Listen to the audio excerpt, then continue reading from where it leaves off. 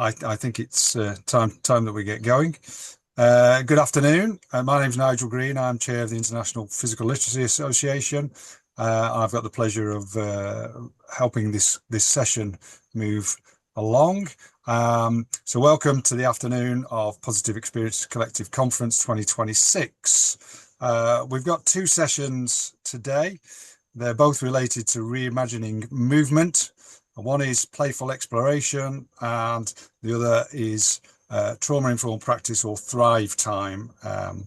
And we will have a look at those in a moment. But first of all, I want to introduce the people who are going to be presenting. So the Thrive Time team include Nancy, Neil and Jane. So Nancy, if you can just start a brief introduction, please. Hi, yes, Nancy Murdoch. I work with SASP, which is Somerset Activity and Sports Partnership.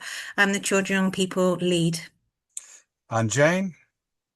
Hi there, I'm Jane. I'm also from Somerset Activity and Sports Partnership. I'm a school games organiser and school rugby manager. And Neil? Hello everyone, thanks for joining us this afternoon. My name is Neil Moggan. I'm the founder of Future Action, former Director of Sports, Health and RSHE. Okay, and from Stormbreak Play, we've got Annalise. Good afternoon, everybody. My name's Annalise. When we started the Patchwork programme, I was the CYP development lead. Since starting the Patchwork programme, I became our sport welfare manager, but I've managed to, hold on. So, well done. And Amanda. Good afternoon, everyone. My name's Amanda Norman. I'm based at the University of Winchester as a lecturer and academic, and I'm also co-lead for the Alliance for Children of the Early Years Working Group as well. And finally, Daryl. Hi there, I'm Daryl Walsh. I am Director of School Operations at Stormbreak, a charity that supports children's mental health through movement. So it's really good to be here. Thanks. Okay, so the aim is that the two groups will provide a presentation which will take around 15 minutes. Might go slightly longer, might be slightly less. And then there'll be time after each one where we can have a little bit of discussion. But as with anything like this, it's great if you put your thoughts into the chat. And then I can perhaps pick up some of your questions in the chat, or if there are no questions, I've got some other questions that I can use. Andrew's controlling the slides for the first group, Thrive Time, but then Daryl hopefully will be controlling his own slides for the second session. So Thrive Time team, if you're ready to kick off, let's go.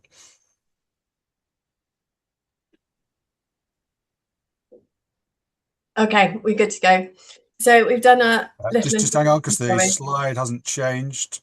Sorry, I'm just struggling to move it forward. Yeah.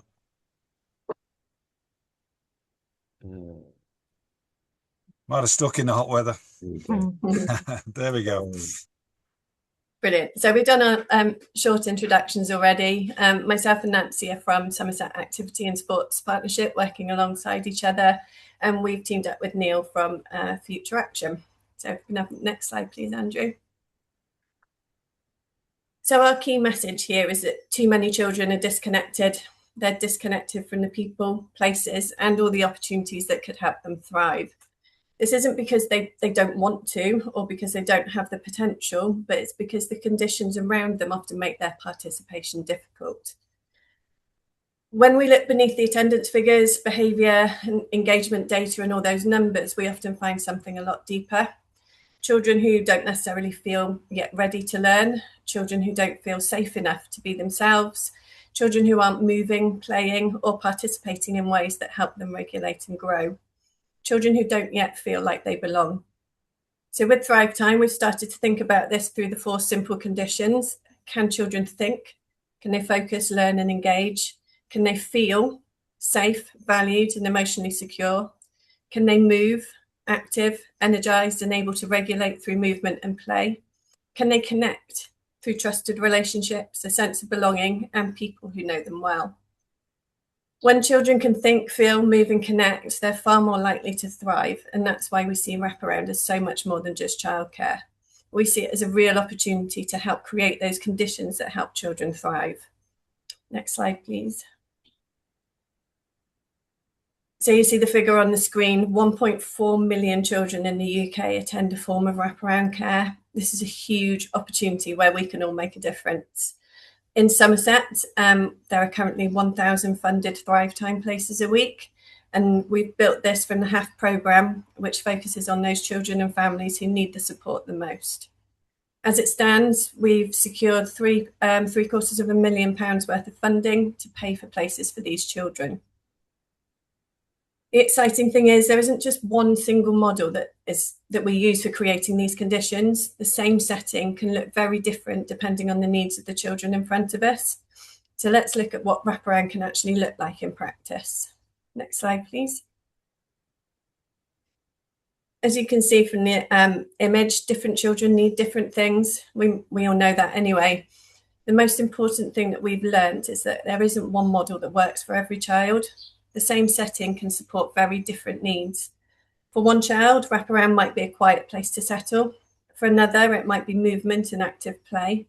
For another, it might be friendship, belonging, or a trusted adult. What matters isn't necessarily the activity itself, but whether the experience helps children think, feel, move, and connect. The best settings don't simply offer activities, they create conditions where children can thrive. For example, we're all attending the same meeting, but every one of us is having a different experience, apart from the fact we're probably all feeling way too hot. Some of us are excited, some of us may be tired, some are thinking about staffing, some are worried about funding, some may be already thinking ahead to tomorrow and what's going to happen then. Children are no different. Next slide, please.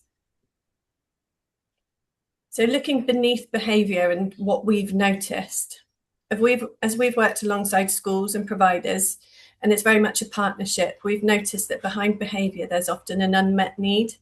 Sometimes it's worry, sometimes it could be loneliness, sometimes it's exhaustion, and sometimes it's simply feeling not heard. When we look beyond the behaviour and become curious about what's underneath, we often discover opportunities where we can help. The challenge isn't fixing children, it's understanding the conditions that they need. Next slide, please.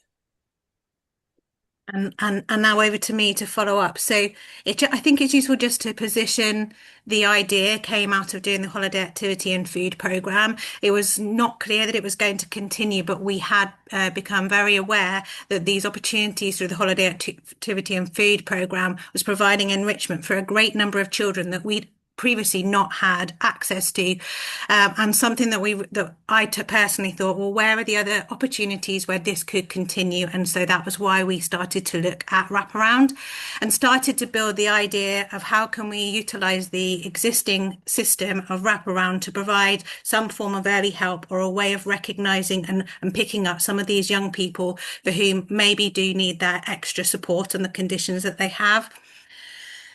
We were curious about what is it that we could do in the setting of wraparound that might support a children feeling more like a sense of belonging, security, psychological safety. And then we were really curious about whether that would extend back into the school day, even happening outside of the core school hours. As Jane had just mentioned, much of when we're working with the adults in this setting, they tend to recognise behaviour of young people as being a challenge for why settings don't work well. And that's something that we decided as Thrive Time crew that we were going to flip on its head and really think about, can we be curious about what happens if we behave differently as adults, and can we support those conditions where young people will be able to support it? So we've had an ethos really of funding places for children who otherwise wouldn't attend, in order that we could continue that extension of the HAF service throughout the term. But actually it obviously extends far beyond those 1,000 children we're currently supporting each week to every child that does use wraparound care. And for any of you that are parents who use after school provision, have some understanding about the type of thing that can often happen. What we were seeing was potentially being maybe slightly unkind, but it fits a little bit towards a babysitting service. We just need to make sure that they're here and safe until their parents can come and pick them up. And there was a real opportunity for us to think about how we utilise that as an enrichment space rather than just a holding pen until the kids could be collected at the end of the day. One thing about the conditions that I wanted to mention was that If we think about a plant, if it's not growing and we want to think about why, we're not going to blame the plant. We're going to think about, well, have I got it in the right conditions? Is it in direct sunlight today and wilting? Or are we going to think about actually how could we change the conditions so that this plant could continue to thrive? Next slide, please. So our curiosity, our bet, which is something that we had within the patchwork program, was to think that if we led with connection, if we supported the grown-ups in those settings to lead with connection, we would see that children would feel seen, safe, heard, and increase a sense of belonging. So what we did is we really thought about how can we, by design, build this into how the settings work. And one of the key things that we had, and you will hear this in trauma-informed practice, but connection before correction, but we really brought in connection first. One really simple thing to give you is that we brought in with our providers as something that they could maybe utilize was something called NOMI plates, a very simple paper plate where they could divide up and then the young people would capture things about them. And this is displayed on their wall. And what that meant is it's really visible that not just the adults in the room, but the children as well can know something about them, know what makes them happy, who's at home, etc., and use that as a way of really connecting with those young people in the session. So something really simple, but I just wanted to share about, what some of the things look like if we lead with connection, if we think about what those young people need first. What we did see out of this, and I'm just trying to think whether to flip to the next slide, we'll stick with it for a moment, that once we got that engagement, we often think if we've come from sporting backgrounds, particularly if we've had PE environments before, that we look out a group of young people and decide whether they're engaged as to whether or not they're moving and involved. And we really took that back to go, well, actually, let's notice what it looks to be engaged. And sometimes for some young people, being engaged is participating on the sidelines, maybe not vigorously participating. And we've given the adults the opportunity to look at what does it look like for this child to be engaged, to participate, rather than feel that they have to be actively necessarily moving around, being like the center of what the activity is. Next slide, please. So some of the key things I mentioned, NOMI plates, but we had some structure to support the co-design. As Jane mentioned, no two settings are going to be the same, but we use, working with Neil, he has RISE as an acronym for the work that he's doing, and that is repeaters, inclusive teams, stress busters, and energizers. And some of the other things that might look like is repeaters is actually making it be a repeatable thing, a predictable routine that makes a lot of children feel very happy. We heard that in the park run keynote before, the predictability of what's going to happen when I arrive, what's my warm welcome going to be, what am I going to do when I'm there. But also things like inclusive teams. We obviously can understand how activity can build inclusive teams, but even things like thinking about buddy systems or group challenges around different tasks is another way of thinking about how that can work. And stress busters is obviously pressure activities, heavy work, but also other physical activity that we build in. And we're all really familiar of the energizers. And I just wanted to bring in, I used my hands like this a lot when I'm discussing with my team, but Lawrence had a lovely graphic of it earlier about the systems board, which slides one up and slides one down. We really work with the grown-ups in these settings to think about how can I use these tools to support the conditions for the individual children, but also support the children to advocate for themselves about what the conditions are that they might need, and use the same systems board to support and manage that. I think we're on to Neil next. Next slide, please. So throughout the process, Nancy was collating information from our wraparound leads, and we've created some student vignettes here, really, of young people, of what our wraparound helpers were telling us that they were saying to them. So, for example, Ella was saying that she now feels safe turning up at this wraparound care setting. Those positive meet and greets, the cues of safety through face, voice, body from the wraparound leads are really making Ella feel safe. Jamal maybe has purpose, knowing that he can go to his Thrive Time stations and have some agency and think, right, today I want to go and do some creative art, or today I want to go and have an inclusive team activity with my friend. And we wanted to give children the opportunity to have voice and choice in this and have agency. So that's a key pillar of trauma-informed practice. And by giving those young people that choice, they could then start to have more choice over what station that they participated in. And Lily, for that was around the sense of belonging through the dance station activity that she was doing with her friends.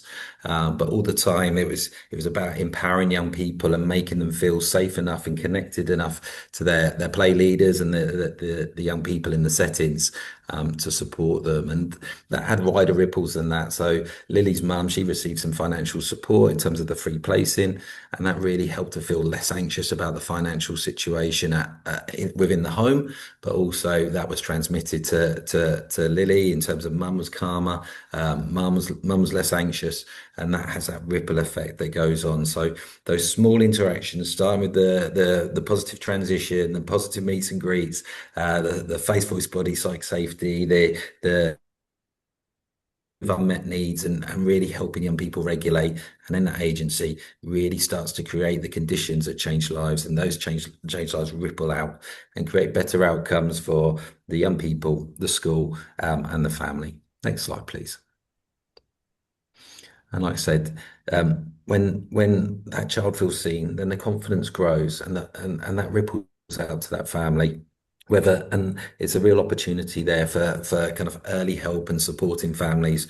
We know in this country we've got 1 million children either accessing mental health support services or waiting to access mental health support services, and we need to try and create calmer families. We know families are struggling financially, so these fully funded places are a huge opportunity here and a huge respite, to help parents regulate and carers regulate, but also that's then transmitted onto their young people, because we don't want our children in social defense. We don't want them in fight flight response. We want them accessing their prefrontal cortex and bouncing into school because they're ready to learn, they're ready to engage with their learning, and that helps the teachers, that helps schools.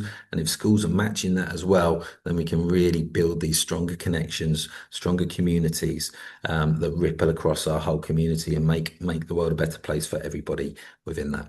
Next slide, please. So what we're learning about the importance of agency. We're learning about the importance of trusting our play leads. They know our area, their families, their children, their communities far better than we ever will. So it's really about being empowering them and listening to them and supporting them and giving them some different options that they can try, and asking them to start small. Just change one thing. What do you notice?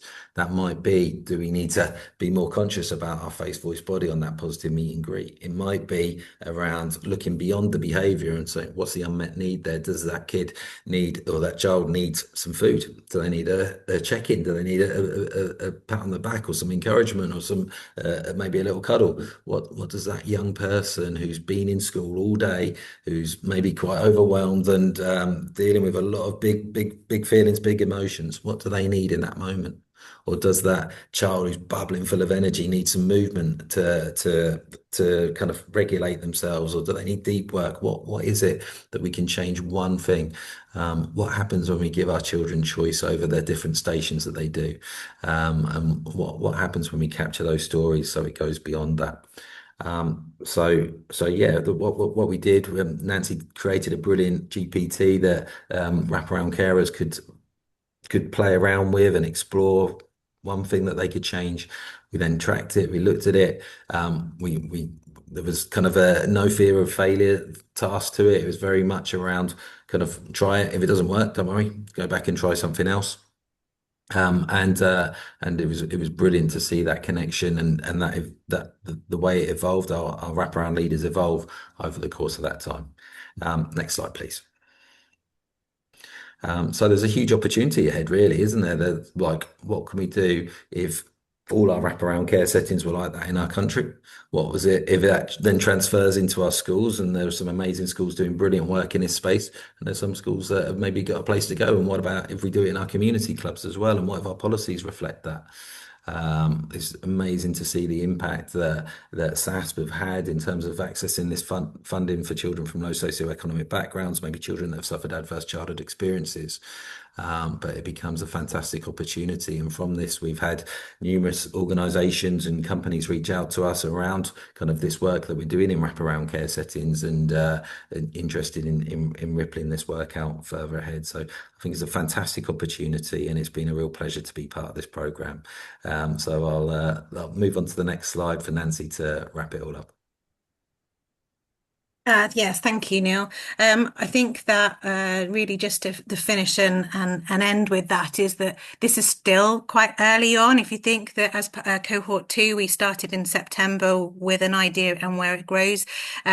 I think it's also really important. We led with connection for the staff, the partners, the head teachers. Actually, if ever we were finding there was resistance about the work that we wanted to do, we took the moment just to think, well, what is it for this grown up that would help them understand what it is that we're trying to do? And I have to say that I was jokingly saying we should put a health warning on this because it has snowballed so quickly, using connection with those grown ups first about the why and connecting with their own why, that actually it became very easy for them to understand why they would lead with connection for these young people.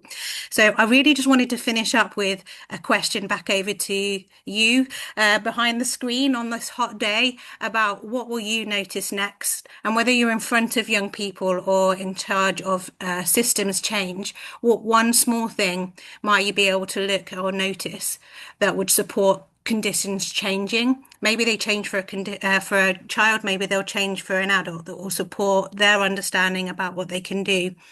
And what I've done here, it's not the one that we use to co-design with our settings. That one was slightly different. But if you use the QR code, it will take you to a GPT. You will need to log in to access it, but it's free.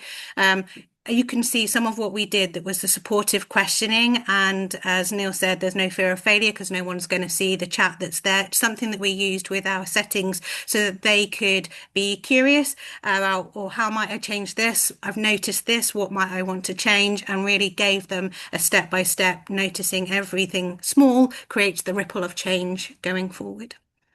I think that wraps up our programme. Clearly, 9 months of work in 12 minutes is really tough, but I think we've tried to cover the outline.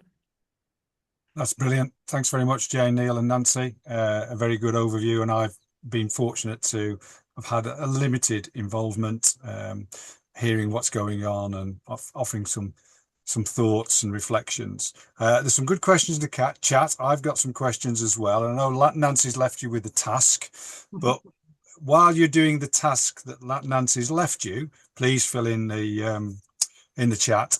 I'll go through a couple of the questions to the team. So how did you go about, this is from Siona, how did you go about delivering this with partners? What did the partnership development look like? And was there a TI approach model you used, or was it general principles? Sorry, I'm not familiar with TI. And nor am I. Trauma-informed. I don't. I'll answer that bit, trauma-informed. Nancy. Yes, Yeah. of course it is. I was thinking about systems partners and not that. Sorry. If you do the first bit, Nancy, I'll do the second bit. Okay, yeah, of course. So in terms of partners, our partners look like schools. It looks like coaching providers. You'll recognize they're the main people that we're working with. It wasn't difficult to actually, in fact, the snowball of it was I started in September with 5 schools saying I'd like to use wraparound as a form of early help. By Christmas, we'd expanded that to 20. By Easter, it was 35, and now we are 75 schools. And really essentially was sharing back what difference this made to the school day that they had this on board. And so it really did snowball quite quickly. It looks like working with everybody differently because everybody is different, and I think that's the relational approach we want to have in our design. It's not a cookie cutter program. It very much looks like what are the conditions that would support your setting the most, and whether that be a commissioner or it's going to be someone who's running the after school provision, handling that in exactly the same way, that relational approach, leading with connection. What can we do for young people together? Thanks, Neil? Nancy. Neil? Yeah, so from the trauma-informed approach model, so I created a trauma-informed PE model that we work with about 300 schools around the country using, and we took the principles from that. So kind of the adverse childhood experience study, the importance of emotionally available adults and the protective factors. Then we looked at polyvagal theory and how do we be intentional about creating psychological safety. There were aspects of Bruce Perry's neurosequential model in terms of regulate, relate, reason, and Dan Hughes's PACE model. And we had a conference day down in January where we worked with our wraparound care providers. And then there was a for regulation and belonging, such as repeaters, stress busters, and energizers. So that day was really, really useful. Again, on that day, we led with connection and really giving our wraparound care leaders kind of agency on what that looked like for them in their setting. So we didn't really enforce that model on them. We were just kind of educating them and then giving them ideas that they could try. Obviously, kind of it grew from there. Fabulous. And David asked, did you involve the parents so the pupils could be supported?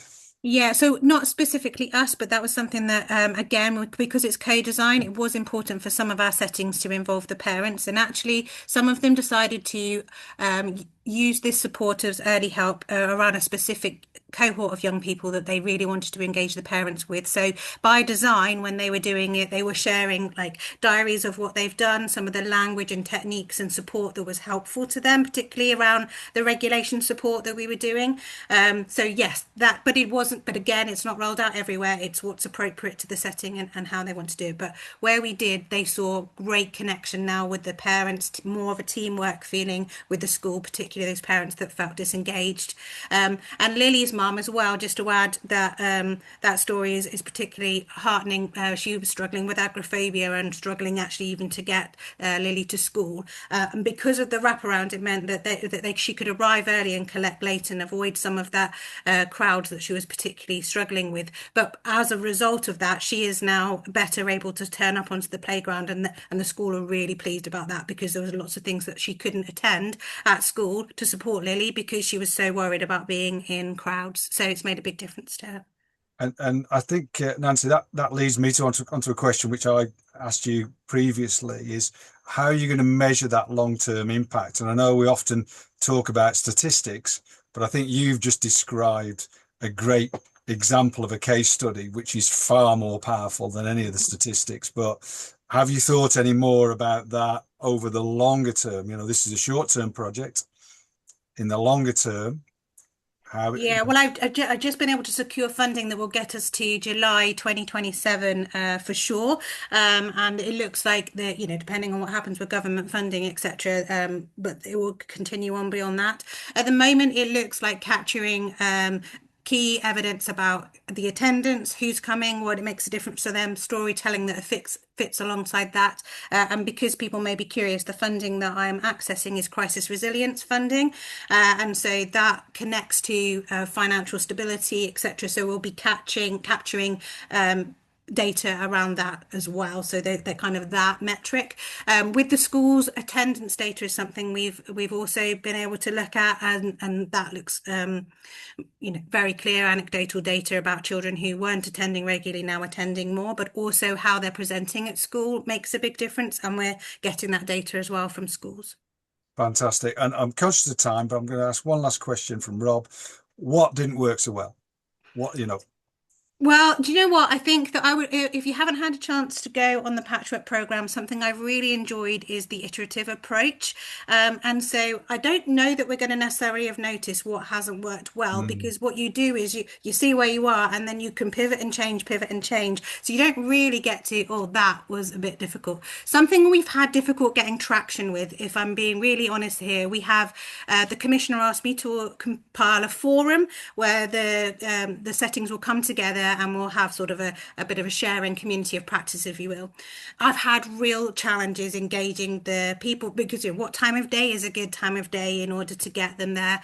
And so that is hard, that we haven't got right yet. But because of the iterative approach, it's not the only way that we're reaching regular contact. We've set up a SharePoint hub, we have the GPT. So we're using lots of ways of sharing our information. The forum is one that's not taken off yet, and we'll see where that ends up. That's fantastic, and superb project. Great effort from all of you who've been involved in it, and I'm sure it will continue to flourish and thrive. So, Andy, I don't know whether you want to change the PowerPoint or whether you've already done so, whether it leads on. But now we're going to move on to the Stormbreak play, and I believe Daryl is going to lead off, and then Annalise and Amanda will tag in at various times. Same idea about the questions, by the way, because that was great. Just drop them in. Any comments, any questions as we go. Thanks, everyone. That was great, by the way, Thrive team. That was really interesting stuff. So good to follow on from that. We're going to share our story. We're going to share our tale, our journey in the form of a story. We thought, what better way to do that when we're talking about play? So yeah, I'm going to take you on a journey, and we'll see what you think. So welcome all members of the Positive Experiences Collective. We are the Stormbreak Play storytellers, Daryl, Annalise, and Amanda, and we are here to share our positive experience with you. We hope you're sitting, standing, kneeling, or moving comfortably and are excited to hear our tale. In a land where clouds stitched themselves into quilts across the sky, there stood a town called Luton, known quietly among dreamers as a place where the smallest beginnings could change entire worlds. For 5 long years, 2 curious forces had walked the town together. One was Stormbreak, a wandering spirit who could calm storms, not by silencing them, but by teaching Bedfordshire children how to move in a mentally healthy way. The other was Be Active, a bright and curious presence who believed that every being, no matter how small, carried within them the rhythm of possibility to become more active. At the opening of the family hub, a place where laughter echoed louder than titles and beginnings mattered more than plans, Be Active crossed paths with 2 wise guides, the keepers of public health and the guardians of the early years. Be Active and the keepers and guardians understood something ancient. If you nurture the roots, the entire forest changes. One night, as the stars rearranged themselves into curious new patterns, Stormbreak heard a whisper carried on the wind. Patchwork. It spoke of something beyond Luton, a gathering, a movement, a chance to weave together many approaches into something stronger, something whole. Stormbreak followed the whisper to a bright and forward-thinking place known as Sport England, where a living tapestry shimmered with possibility, the Patchwork programme. This isn't about a single thread, it's about what happens when different pieces are stitched together, Be Active said in awe. Stormbreak grinned. Then we'll need more hands. And so they called upon allies. Alliance for Children, keepers of collaboration who believe no child should grow alone. The University of Winchester, a place where knowledge was not stored, but questioned, challenged, and reimagined. Together, the forces met as the co-creators of what they will name Stormbreak Play. They brought together different strengths. Individually, they were powerful. Together, they became something else entirely. The Patchwork programme did not accept everyone. It was not looking for perfection. It was searching for possibility. One morning, as sunlight filtered through the patchwork sky, a message arrived. They had been given a place, a space, permission, an invitation to step into something bigger than any one of them alone. The group of dear friends gathered beneath an old whispering tree. They began to wonder about the magic of their childhood days, and whilst they knew nostalgia couldn't be a strategy, they did feel their stories were important in making a collective sense about play. As the friends circled under the tree, they spoke of play being a space and a time of freedom that they had once known so well, but had never quite named. Back then, their play had been their greatest adventure. It was how they explored, communicated, and engaged with their world, built friendships, and discovered who they were. Though they did not know the words physical literacy, they had lived its meaning every day. They had run freely, their feet carrying them across the fields and paths. They had connected with one another through shared games and stories. They had listened to their hearts and learned how their bodies moved and felt. And oh, how it made them feel, joyful as a birdsong, bright as the sunshine, full of excitement and belonging.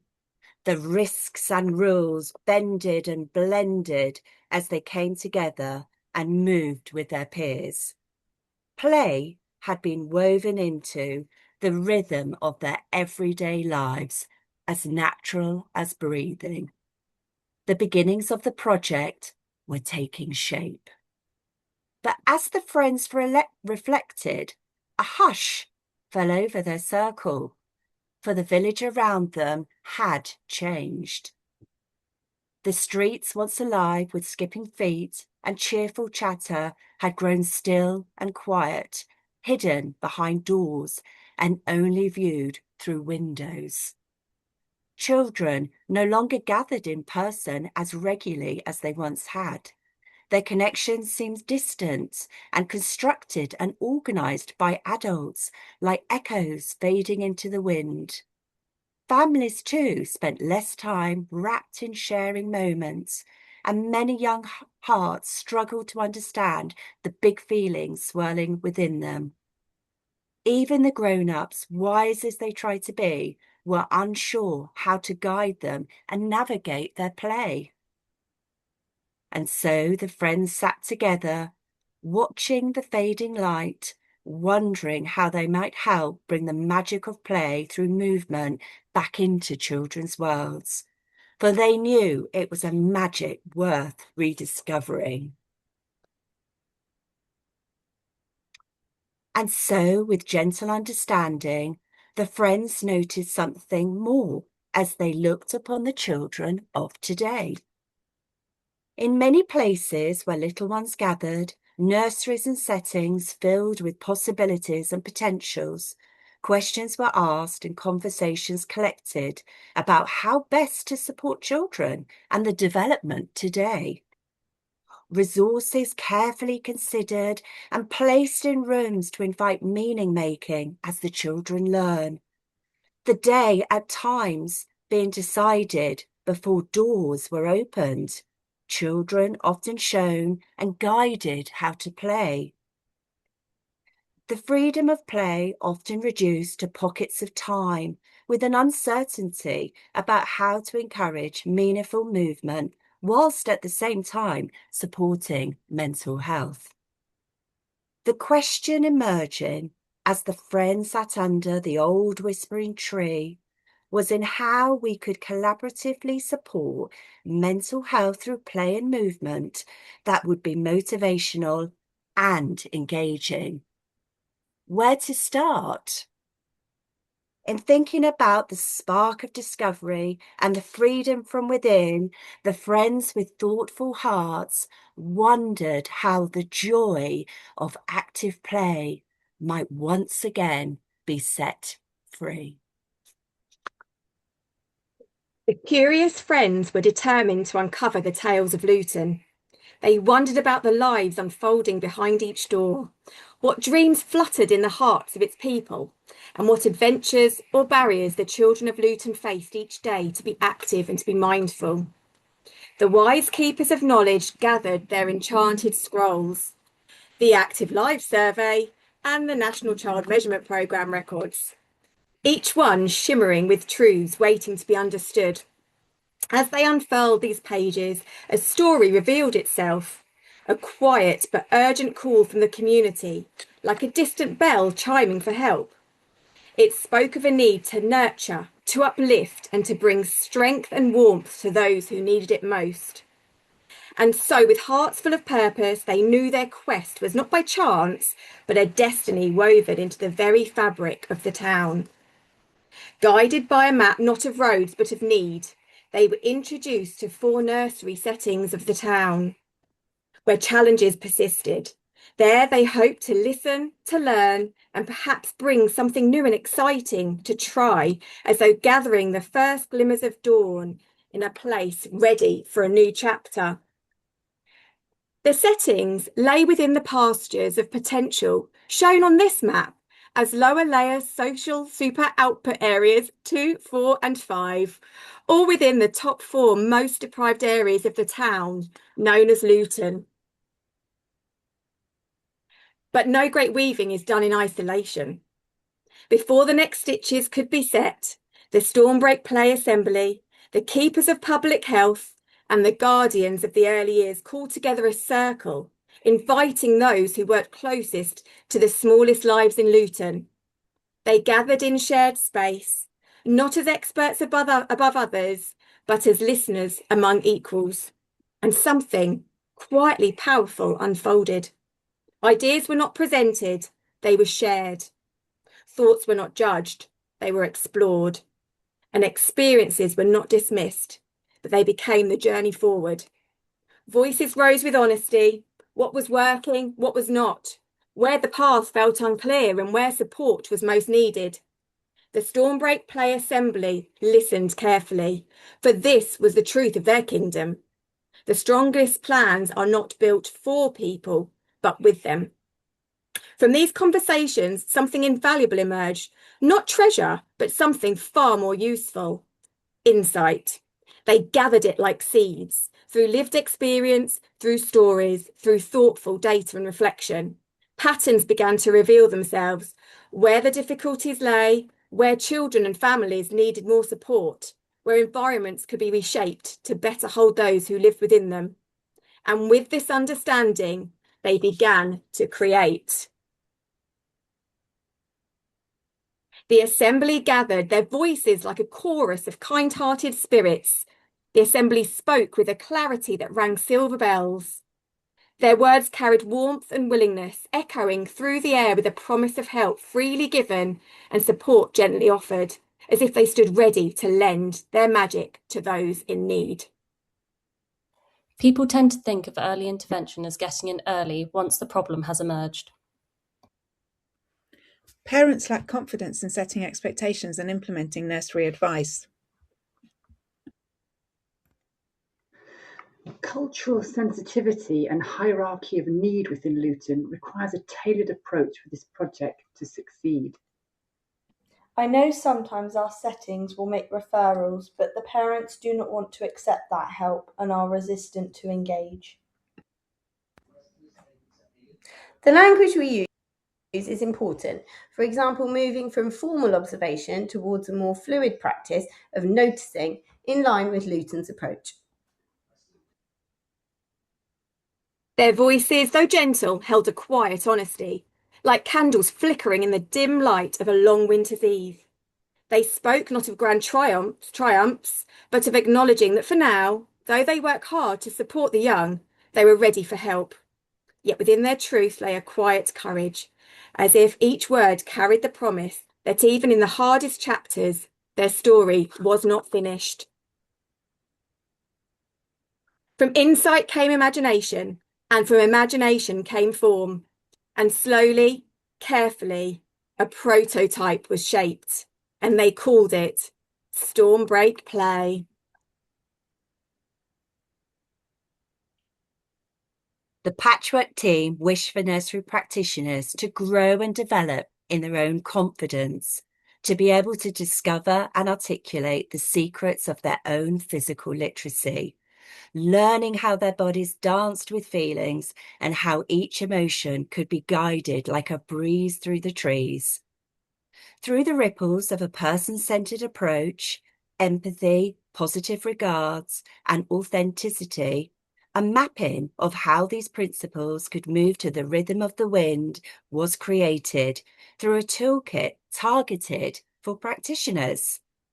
This was also tailored so practitioners could not just reflect within themselves, but significantly branch out and connect in creating a community of mental health through movement, a stormbreak of play with children and families in their care. In this enchanted place, therefore, practitioners, children, and their families would rediscover their bond with motion, as though remembering an ancient song. The children, wild and wondrous, will claim their agency like young adventurers, twirling, leaping, and playing with fearless delight. They will learn to listen to the whispers of their hearts, to name their emotions, and to transform them through movement, navigating storms, stretching into calm, and spinning into happiness. And so, through this living fairy tale, bodies and feelings moved in harmony, weaving a tapestry of confidence, connection, freedom, and joy. Though their hearts were brave, the road ahead stretched out like an unfinished tapestry. Yet just beyond their feet, glimmering in the sunlight, were a few stepping stones, small, certain markers, promising that the journey, though uncertain, was not without direction. To test their path, 4 early year settings through the long, bright days of the summer holiday would trial the prototype with children's laughter and thoughtful minds shaping their experiences, like wind guiding a sail. And when the summer sun begins to dip lower in the sky, the great assembly will gather and share stories of what has worked and what has faltered and what might come next. But every quest needs its magic, and this journey was no different. Across the hills and through the bustling town of Luton, the patchwork team set forth with a new mission to seek the rare treasure of funding. If found, it would grant them the power to carry out a full and worthy pilot, bringing their creation to life in ways never before imagined. So they travelled on, hearts steady and eyes bright, stepping carefully from one stone to the next, uncertain of the destination, yet certain of their purpose. For they knew that even the greatest tales begin with a single hopeful step and the courage to take it together. And that, dear listeners, is not the end of this journey, but merely the beginning. The Assembly will continue to listen, to develop, to amend and to support, and we promise to keep you all informed of Stormbreak Play. Does anybody have any questions? Round of applause. How good was that? How creative. Absolutely brilliant. Yeah, fabulous. Whoever's written it, and presumably between you, a superb job. Well done. At the moment, there's no questions, so I'm going to throw one out. How do you see your project and the one we've just heard on the Thrive? What are perhaps the key elements of both that are making the difference? Oh, that's got you. Shall I hit it? I was waiting. We're all being polite. Yeah. We'll go with Amanda because I can see her first on the right. All right. Well, I think really the connection is about listening and about that creation of community. We were really conscious from the outset that we're not parachuting in and providing the kind of aspirational answer. We wanted something that was co-created, and I would agree with Nancy's group, probably aligning to that in terms of really listening and being informed by is the synergy for me. I don't know if you want to add anything with that, Annalise. No, all I was going to mention was obviously being early years, which is, as we know from a Sport England perspective, is something quite new and exciting to get into. We've also at Be Active worked closely with Neil and his Rise Up programme as well. So I think, you know, as these projects, but they both develop, I think there's definitely room for overlap and transition as well. Yeah, and Jane's actually put a really helpful note in the comments as well. And I totally agree with that, Jane, as well. Yes. The language that was shared. You know, I think that the idea of providing those right conditions for the children to thrive, I think are absolutely core. Obviously in the Thrive presentation, but in ours too. I think this is exactly what we need those practitioners to do. And at the moment there's uncertainty in terms of what they've been doing for a number of years as to, is this the right thing to be doing anymore with the children? So do those conditions need to change because the children have changed? So there's certainly some synergy there.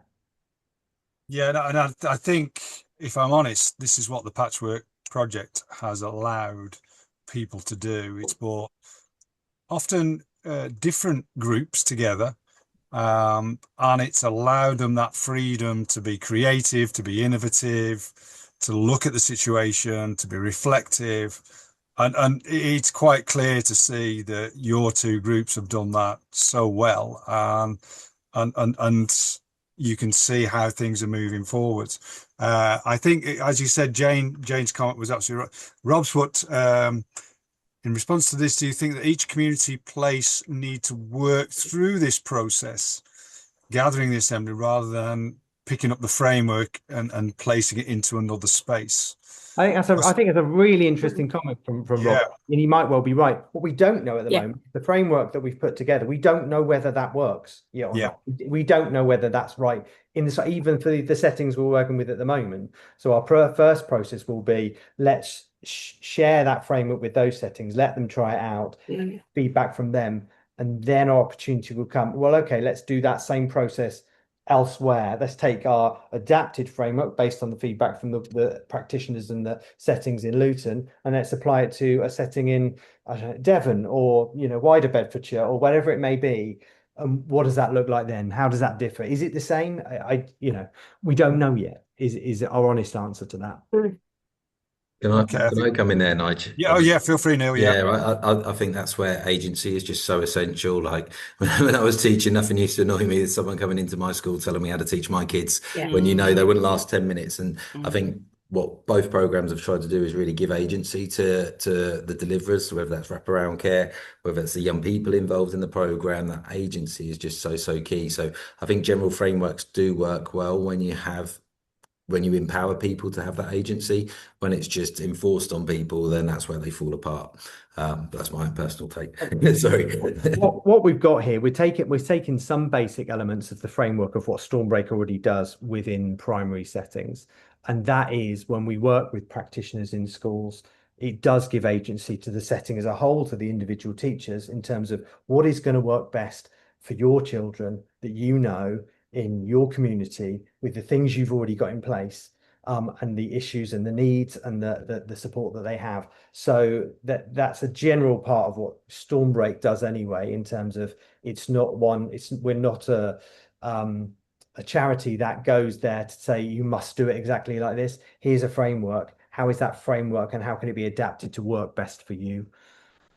Yeah, and I think that's why we underpinned it through a person-centered approach as well, because that's the hope really, and that is part of being person-centered, is that we are authentic, we sit in the uncomfortableness, we sit in the challenges that's afforded, and it's about listening and really kind of understanding the community that we're engaging with. And I think that's so important, and that was at the forefront really. I completely agree with Neil. I said, these are people that are experienced, they know their children, they know their families, and it's about learning from them, and them being the expert and being informed by them as well. So yeah.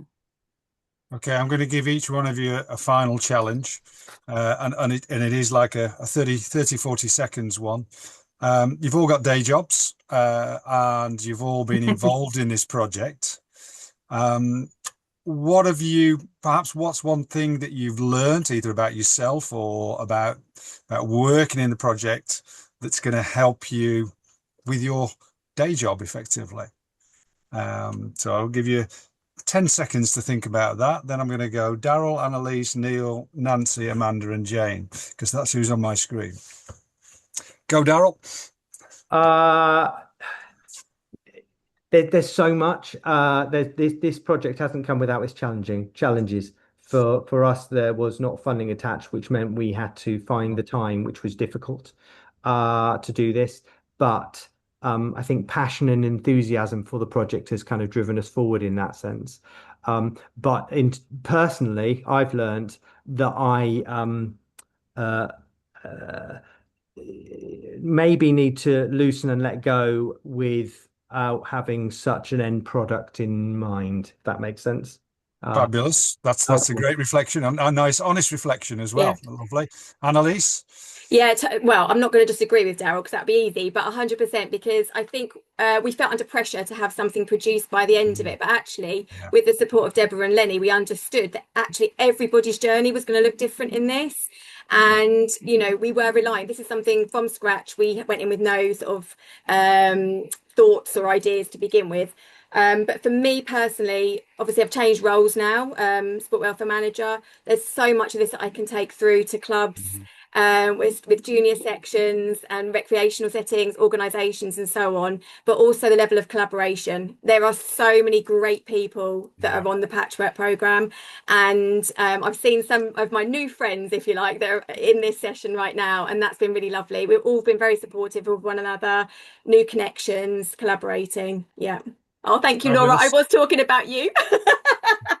And I could see Neil scribbling away there, making his notes. Go ahead, Neil. Yeah, Annalise just nicked my answer. No, I think it's been absolutely awesome to be part of this program. I've really learnt about how system partners are working, and like I understand schools, I understand trauma informed practice, and I've deepened my understanding of physical literacy. But what's been really useful is understanding what your active partnerships need, what does Sport England need, what do those different organisations need, and to be able to talk their language.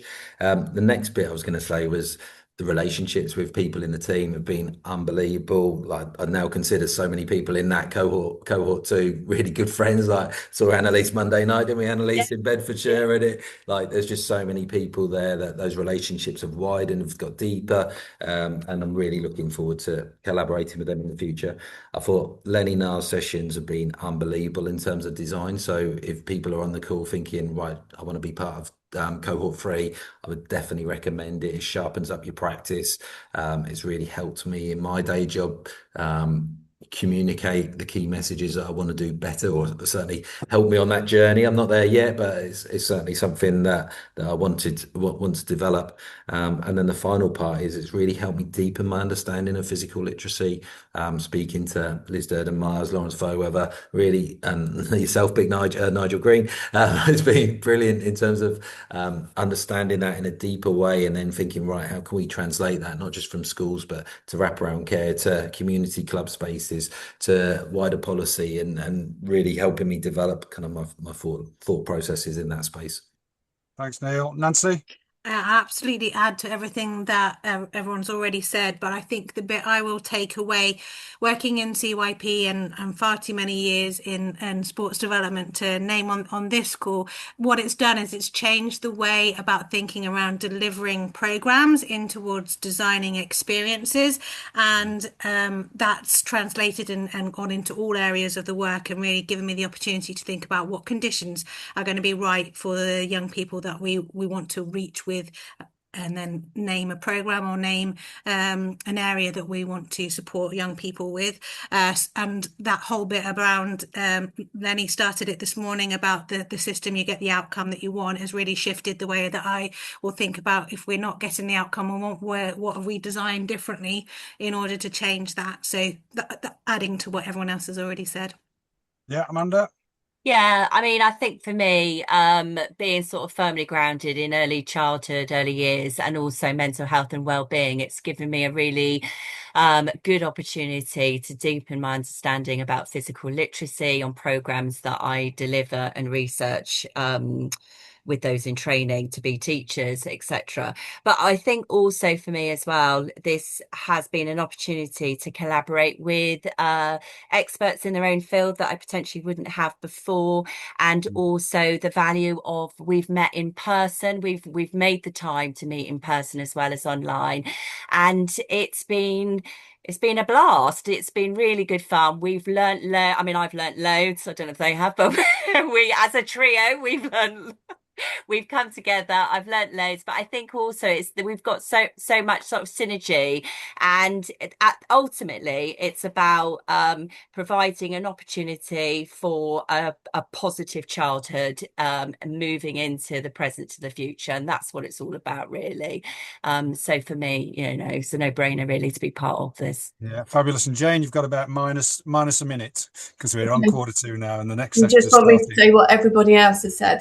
No, mine's only quick. I've loved the journey, absolutely loved it, and have learned and grown so much. I think one thing I'll take away from it is how much braver it has made me in my day job, and I've already pushed ahead with a couple of other projects, not necessarily similar to this, but something I've been thinking about, but through this I've developed the confidence and the structure and all of the design tips and everything that we've learned to go ahead with it. So, but yeah, it's also ignited even more of a spark in me to promote physical literacy and how fundamental it is throughout our world and the lives of our children particularly. Fabulous. It's a win-win all round. Thank you very much to everybody for their contributions and obviously the work you've done and the ongoing work that you will be doing. And I think the next session starts around about now. So we might see you in the next session, but thanks very much for this one. Thanks, everyone.